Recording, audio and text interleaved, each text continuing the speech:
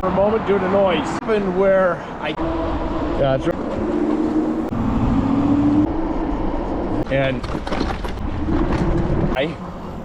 it'll be underwater. Hey there, Q20 family. One of the common questions that I see on both the international Ridstar Q20 forum as well as on my own videos is, I've purchased a Ridstar, now what? What should I be doing? What upgrade should I make? Now, the things I want to cover in this video are not upgrades because you're trying to make a bigger, better bike out of it, but just some basic things that should be done so that your stock Ridstar rides well and is reliable. So first, right out of the box, you need to check every nut and bolt on this bike. It is not uncommon that we find nuts and bolts not tightened down as they should. My own personal bike, the kickstand was not tightened down as it should, and within the first 100 miles it was wanting to fall off the bike. Check every single nut and bolt. And if you have any questions about it possibly loosening up, you could always Loctite them.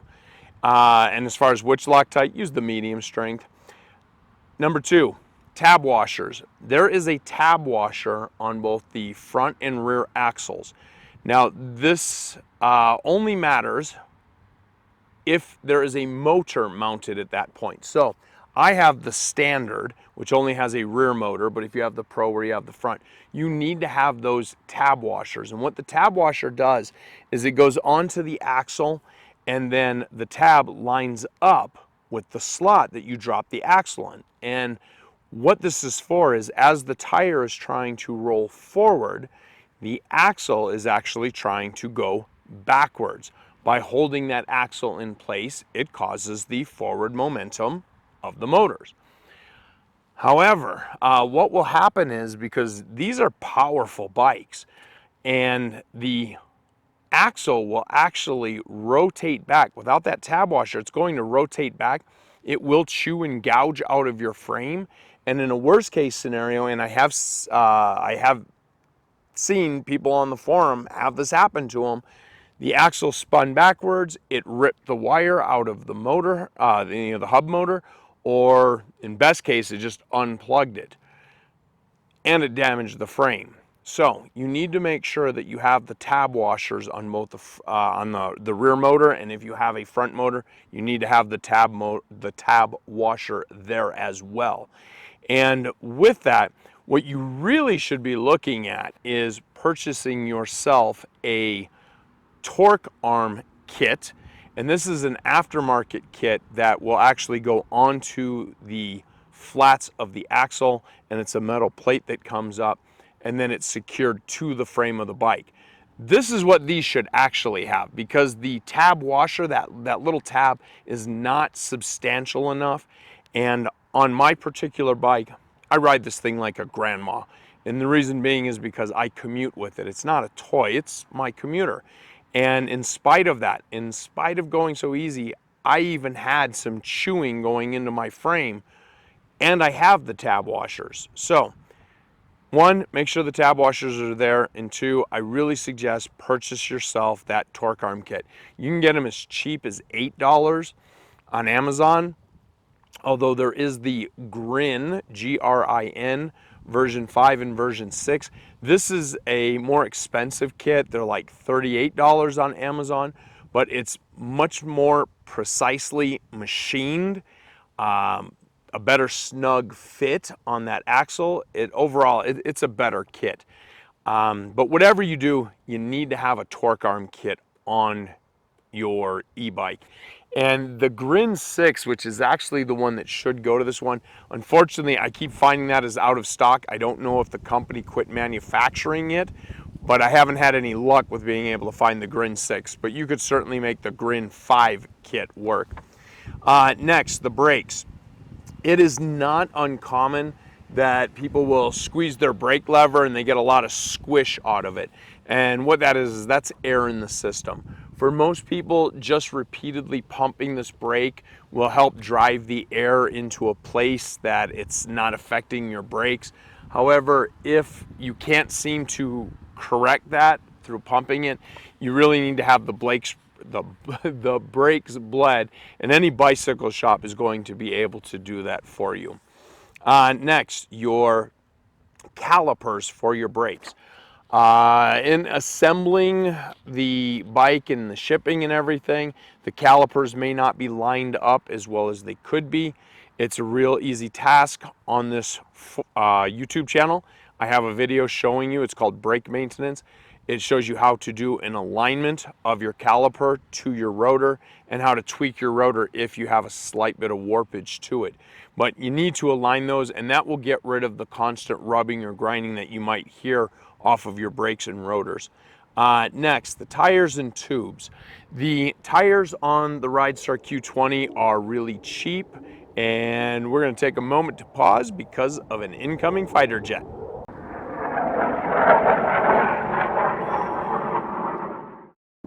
And the fighter jets are mostly past. So the tires and tubes. The tires that come on the Ridstar are extremely thin. I mean, extremely thin.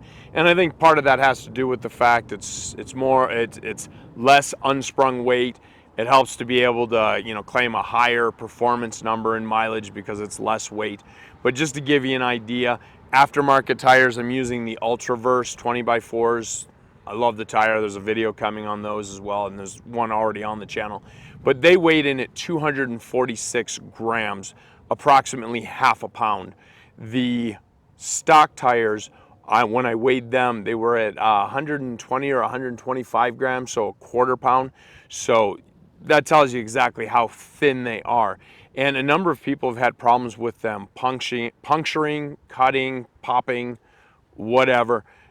Plan on changing the tires. Now, as I said, I drive like a grandma on this thing as a commuter. I did get nearly 1,500 miles on them before they were rolling on the carcass because the tread was all gone. But I also consider myself lucky and fortunate, and I was babying it to try and see how far I could push it. But know that your tires need to be changed because they're just not that good, as well as the tubes. The tubes, they're not very good either. They're very thin. And so what I suggest is just replace both. And then let's see here, the tire pressure. That's a common question. What tire pressure should I fill the tires to? On the side of the tire, there is a tire pressure listed, be it a car tire, bicycle tires, or these e-bike tires. That tire pressure that's listed on the side of the sidewall is the maximum pressure that carcass is intended to be able to hold. It's not what you should be filling it to. And so the stock tires have a maximum of 20 pounds of pressure. That's the construction limit of the tire. And I've seen people tell others, oh, I put 30 in it. Well, you're 50% past the maximum capability of that tire. Myself, I'm 200 pounds. On the stock tires, I rode at 20 on the rear, 15 on the front. On the Ultraverse, hold on, more planes.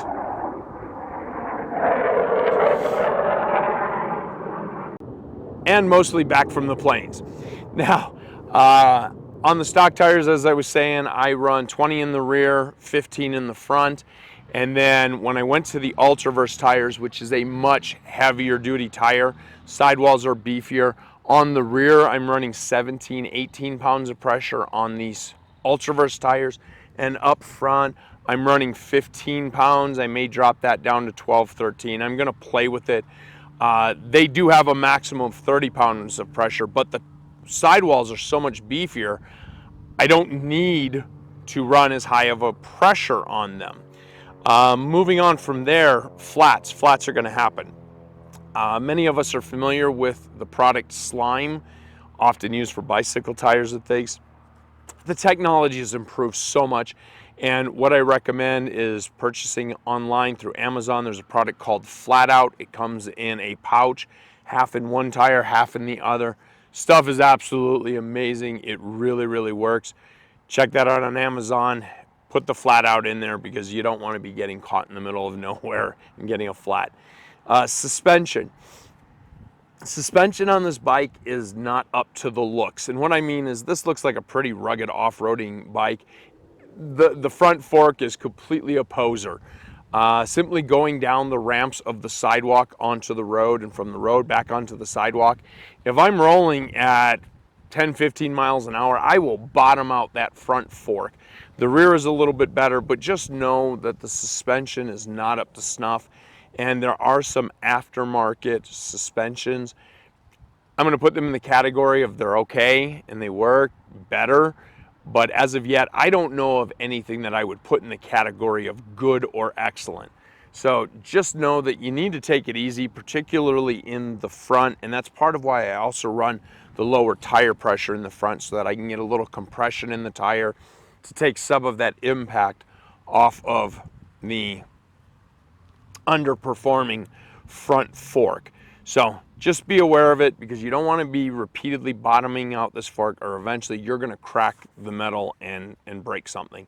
The headlight that's on the bike, the stock headlight, is amazing. There's no need to do any kind of an upgrade there. The brake pads. The brake pads seem to only come from Ridstar, and I was one of the first people to purchase this bike, and the brake pads have been at times flat difficult. I even have a video about the fact that Ridstar at a time was even auctioning the brake pads. It all got stupid. It seems to have gotten a bit better. My point being, when you get your bike, find some brake pads, buy them, and put them away.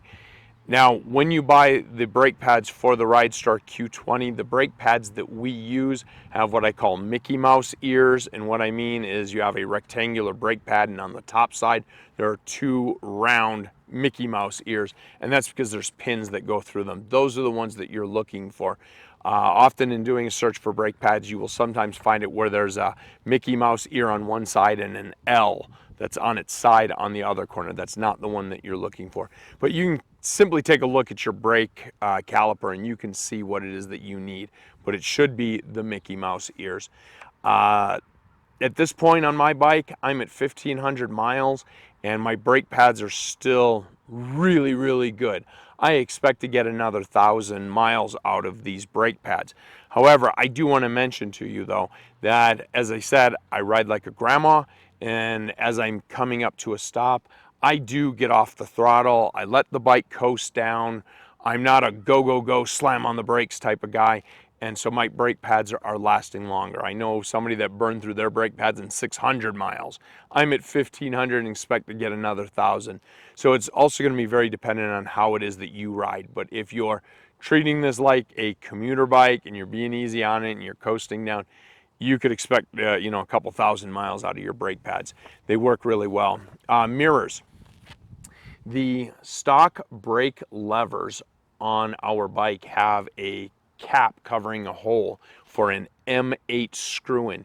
You can actually buy mirrors that come with adapters so that you can screw in directly to the brake lever handles. You really want to get these mirrors. One, it makes it so much safer because as I'm riding down the road, I can constantly be watching over my left shoulder because I'm on the right-hand side and keeping an eye on the cars that might not be paying attention. And the other thing is that if I do have to move over, looking in the mirror is so much safer than trying to look over my shoulder. So I really recommend get yourself some mirrors on there. Staying in the mindset of safety, back in my days of road bike riding, I started wearing a bright orange safety vest. I really noticed the difference in how many people noticed me on the road. And so I would really suggest get yourself a safety vest and wear it. I know it may seem kind of dorky and dumb, but the fact is that you can't recover from dead, and I would rather be alive and a little dorky looking running around with my safety vest, and it really does help, particularly at night. Again, still in that safety area, helmets. You really should be riding with a helmet because, I mean, these bikes, they move 30 miles an hour. That's pretty darn quick and faster than what your head is intended to absorb. But keep in mind, if you're riding with a bike helmet, which is nice because it's light and has good airflow, they're only rated, from everything that I can find, up to 20 miles an hour, and this bike goes 30.